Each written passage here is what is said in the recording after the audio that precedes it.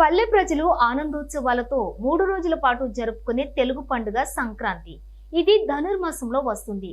అన్ని పండుగలు తిథి ఆధారంగా జరుపుకుంటే సంక్రాంతి మాత్రం సూర్యగమనం ఆధారంగా జరుపుకుంటాం. సంక్రాంతి నాడు సూర్యుడు దక్షిణాయనం పూర్తి చేసుకుని ఉత్తరాయణంలోకి ప్రవేశించేటప్పుడు ఈ పండుగను జరుపుకుంటాం. అనగా మకర రాశిలోకి ప్రవేశించడం జరుగుతుంది. సంక్రాంతి ఉత్సవాలను కొందరు నెల రోజుల పాటు జరుపుకుంటారు. దక్షిణ భారతదేశంలోని తెలంగాణ, ఆంధ్రప్రదేశ్, తమిళనాడు రాష్ట్రాలలో ఈ పండుగను జరుపుకుంటారు. ఈ పండుగ 3 రోజులను భోగి, మకర సంక్రాంతి, కనుమ పేర్లతో పిలుస్తారు. సంక్రాంతి పండుగ 3 రోజులు. మొదటి రోజు భోగి.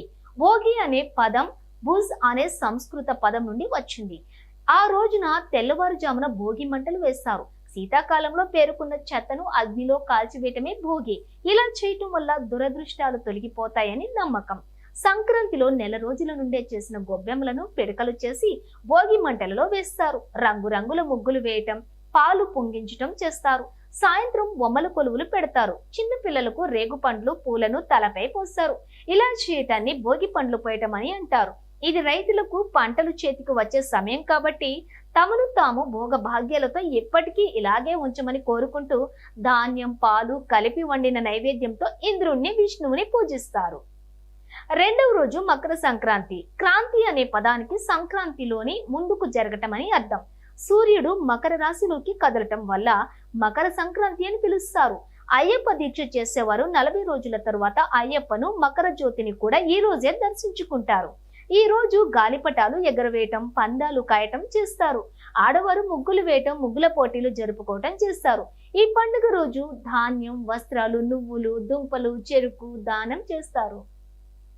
స్త్రీలు పసుపు, కుంకుమ, నువ్వుల వంటలు, వస్త్రాలు, వెన్న ఇతరులకు ఇవ్వటం ద్వారా సకల సంపదలు పొందుతారని వారి యొక్క నమ్మకం. మూడవ రోజు కనుమ. ఇది సంక్రాంతి చివరి రోజు. నెల రోజుల సంక్రాంతి ఉత్సవాలు ఈ రోజుతో ముగుస్తాయి. ఈ రోజున పశువులను లక్ష్మీ స్వరూపాలుగా భావించి అందంగా అలంకరించి పూజిస్తారు. ఇలా చేయటం వాళ్ళ ఇంట్లో సంపదలు వృద్ధి చెందుతాయని నమ్మకం. ఎద్దుల పందాలు, కోడి పందాలు కూడా ఈ రోజున నిర్వహిస్తారు. సంక్రాంతిని సాగనంపడానికి ఈ రోజున రథం ముగ్గులు కూడా వేస్తారు. ఈ రోజుతో సంక్రాంతి ముగుస్తుంది.